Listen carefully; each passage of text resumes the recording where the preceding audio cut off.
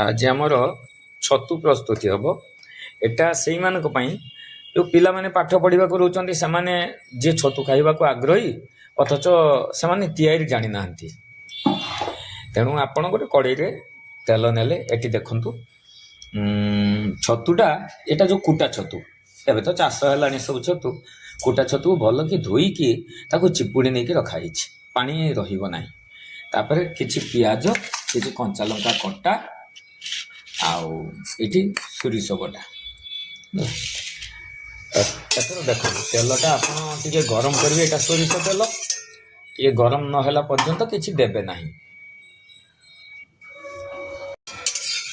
ଦେଖନ୍ତୁ ପ୍ରଥମେ ପିଆଜ ପକା ହେଲା।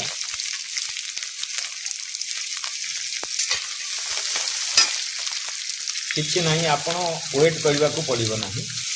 ଛତୁ ପିଆଜ ଏକା ସହିତ ଦେଇଦେଲେ ରୋଷେଇ ଯେଉଁମାନେ ଜାଣିନାହାନ୍ତି ଖୁବ୍ ଭଲ ସ୍ୱାଦ ହେବ, କିଛି ଅସୁବିଧା ନାହିଁ। ଦେଖନ୍ତୁ ହଳଦୀ ବି ସଙ୍ଗେ ସଙ୍ଗେ ପଡ଼ିଗଲା, ଲୁଣ ତାପରେ ହଳଦୀ ବି ଦେଇ ଦିଆହେବ। ଟିକେ ଆପଣ ଚାହିଁଲେ ଲଙ୍କାଗୁଣ୍ଡ ଟିକେ ଦେଇପାରିବେ। ଏଠି ଯେହେତୁ ଆମର କଞ୍ଚା ଲଙ୍କା ଦିଆହେଇଛି, ଆଉ ଲଙ୍କାଗୁଣ୍ଡ ଦେବାନି ହେଲା। ଲଙ୍କାଗୁଣ୍ଡ ଦେଲେ ଟିକେ ରଙ୍ଗ ବି ଭଲ ହେବ।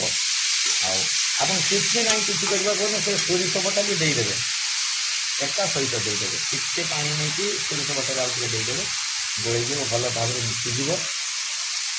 ବାସ୍, ଆପଣ ଭଲ ଭାବରେ ମିଶେଇ ନିଅନ୍ତୁ।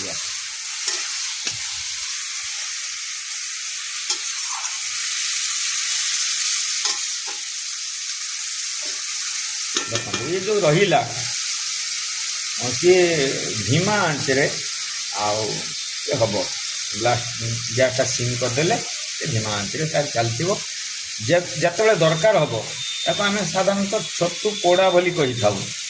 ମାନେ ତାକୁ ଦି ସାଇଡ଼୍ ପୋଡ଼ି ପୋଡ଼ି ଯିବ, ଭଜା ଭଜା ଲାଗିବ, ସେମିତି ହେଲେ ଖାଇବାକୁ ଭଲ ଲାଗେ।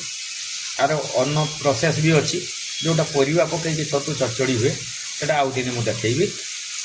এটা ବର୍ତ୍ତମାନ ଏଇ ଅବସ୍ଥାରେ ଦେଖନ୍ତୁ ଏମିତି ଭଜା ଭଜା ଟିକେ ହେଇ ଆସିଲାନି ହେଲା। ଆଉ ଇଏ ବେଶୀ ସମୟ ଲାଗେ ନାହିଁ, କିନ୍ତୁ ଛତୁର ଟେଷ୍ଟ ତ ବହୁତ ଭଲ ଲାଗେ। ଆପଣ ସମସ୍ତେ ଜାଣନ୍ତି, ଆପଣଙ୍କୁ କେମିତି ଲାଗେ କହିପାରିବିନି, ମୋତେ ଭାରି ବଢ଼ିଆ ଲାଗେ। ବର୍ତ୍ତମାନ ଦେଖନ୍ତୁ 5-7 ମିନିଟ୍ ଭିତରେ ଆମର ଛତୁ ଭଜା, ଏଇ ଯେଉଁ ଗୋଟିଏ ପଟ ପୁରା ଭଜା ହେଇଯାଇଛି, ସୁନ୍ଦର ଲାଗୁଛି। ଏମିତି ରଖିଦେବେ, ଅନ୍ୟ ପଟେ ହେଲା ପରେ ତାକୁ ଓଲଟେଇ ଦେବେ, ତାପରେ ଖାଇବେ।